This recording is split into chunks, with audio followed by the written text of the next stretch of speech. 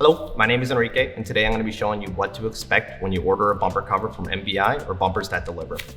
We understand that this can be a little bit shocking when you get this on your doorstep, but don't be worried. We ship thousands of bumper covers like this weekly. We understand that it's a little bit scary, but when we're done with this video, you'll see that this will return to its original shape. Before we begin, we do ask that you work on a soft surface so that it doesn't damage the bumper cover, and that you use scissors versus a knife. This way you're not damaging the bumper cover, slicing it open, slowing your prep work a little bit down. We now have the packaging removed from the bumper cover. As you can see, it naturally wants to regain its original shape.